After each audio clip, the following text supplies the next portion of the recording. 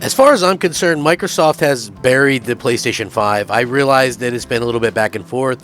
I realize that Microsoft hasn't delivered in 2022 the way that a lot of us expected, but I've also come to the realization that Sony will always do the bare minimum for their fans, and their fans will actually give zero craps about any of it.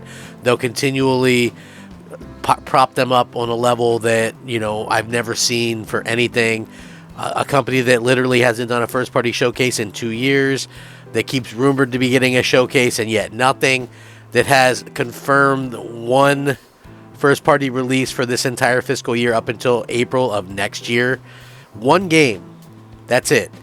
Right? I get that there's third-party stuff, but there's always third-party stuff all around. Now, with that being said, Microsoft absolutely eliminated, dominated, destroyed, buried, dropped the flower on the PS5 grave, because this is piling on at this point. Things are looking ugly for PlayStation.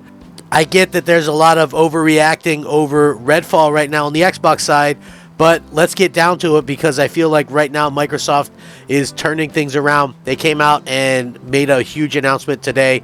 This is exactly what they needed to do. This is something that I felt like was going to help people maybe get over the Redfall thing, which, by the way, Redfall isn't terrible. I get that it's not the best game that's ever been released or anything like that, but it's not this game that is just like, Knack or something like that. It's not the Order 1886. It's not something that bad.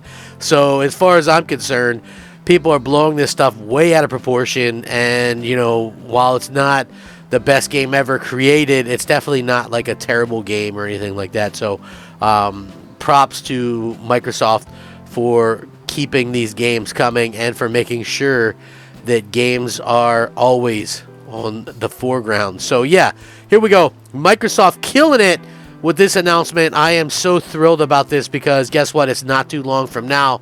They announced their showcase. We're getting new game announcement, folks. This is not a drill. I repeat, this is not a drill. Brand new games getting announced. You can call it damage control, call it whatever you want. Xbox Game Showcase start time and live streaming details. Microsoft has announced the start time for its summer Xbox Game Showcase. The digital event, which was previously confirmed to be taking place on Sunday, June 11th, will begin at 1 p.m. Eastern Time. It's not clear how long the showcase will last, but it will be directly followed by a Starfield Direct. So yeah, we're getting basically back-to-back showcases, one for Starfield all by itself. Like, I am absolutely thrilled by that. I think that's going to be one of the biggest games of all time. All time. It says, and I quote, "Join us for some new surprises and first looks from our incredibly talented internal studios and our many creative partners around the world. This is the day gamers have been waiting for to see what's coming to Xbox and Game Pass. Starfield Direct will invite you inside Bethesda Game Studios to learn much, much more about Starfield, with tons of new gameplay, developer interviews, behind-the-scenes information as well." Now, I think one of the most exciting things about this is the fact that they've admitted that we're going to get surprise announcements as well, which I think is really cool. New surprises and first looks. So yeah, new surprises coming, which would be really, really great. Now, a lot of people are asking me, like, what do I expect? What do I expect to see? I'm not one of these people that's like, oh man, Microsoft better drop, 25 games and, announce that they bought 5 new studios and all this kind of stuff. I feel like that's nonsense, right?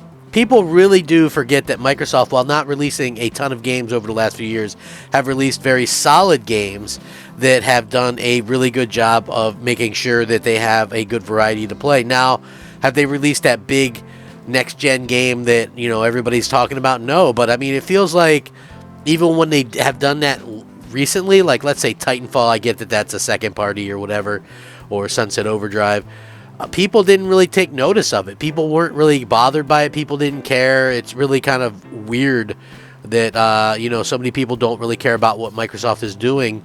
I'm not sure what they expect Microsoft to do at this point, right? Like, Microsoft, in my opinion, has been dropping stuff, and it doesn't have to be like, I prefer AAA games, but stuff like Hi-Fi Rush I thought was phenomenal. Ghostwire Tokyo, I thought that was really great.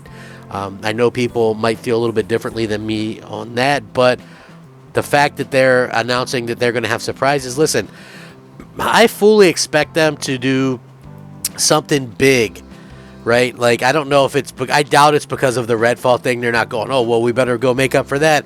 But I've long since felt that Hellblade 2 would come out later this year. And I feel like it is. And people that are, like look at what Arcane Austin has done, right? Their normal games are like the single-player type of games, and that's what they should have stuck with. When we see gamers, when we see like these studios that are used to doing a certain type of thing get away from that, that's where trouble comes into it. For instance, just look at, like, say, Fable Legends, right? They didn't want to really do that. They were forced to do it. I firmly believe Bethesda was in some financial issues a few years ago, and that's why Fallout 76 happened. I think that's why Redfall happened. I think Arcane was trying something new, trying something different, and I feel like it didn't work out the way that they wanted, and they'll probably go back to doing what they do best, which is probably best for everybody. I don't think that that's a bad studio or anything like that. They just were kind of out of their depth with what they were trying to accomplish, unfortunately, and then everybody likes to hate on Xbox. The doom and gloom has been utterly ridiculous over the past week, 2 weeks, or whatever it is that I've seen.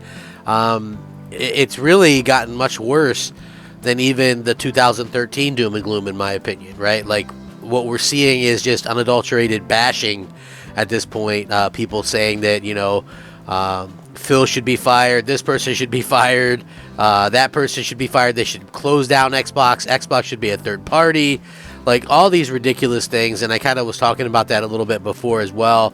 It's really just unfortunate that that's kind of happening, but Microsoft is taking a lot of steps right here to make sure that they have plenty to offer people, and then have even more announcements. They know that this is, I don't want to say make it or break it because everybody's saying that, but I feel like this is a very strong and important E3/not E3 for them, and I'm looking forward to seeing what they can bring to the fans, because that's really what it's going to come down to. I feel like Microsoft has to realize that, a lot of people are counting on them, a lot of people are asking them to, let's get some showcases, let's see some things, let's see the Fables, let's see the Avowed, let's see some of this stuff. They're not doing a 12-month out type thing like they did last year, thankfully, which I feel is for the better.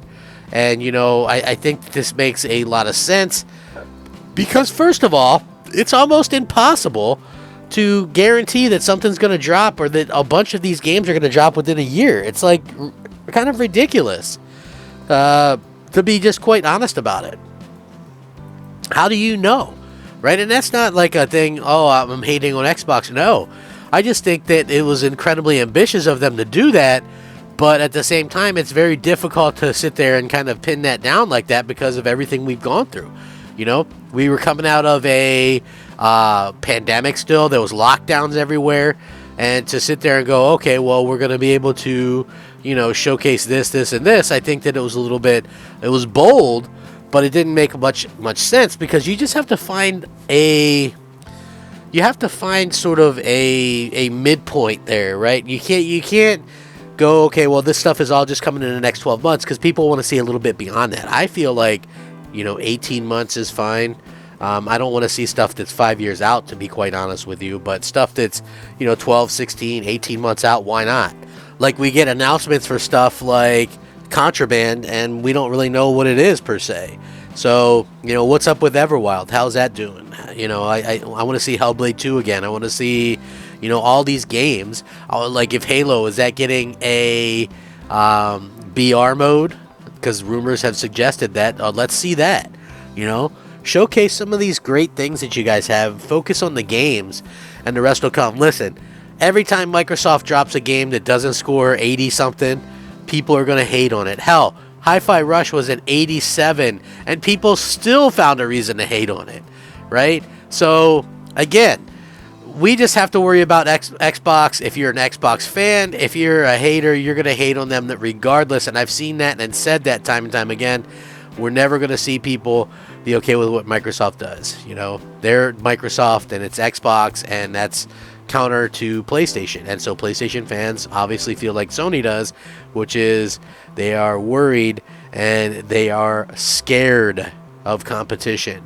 I'll link this. You guys check it out. Are you excited? Would you like to see me do a podcast for this show? Let me know. Rack 'em up. Crap Gamer out.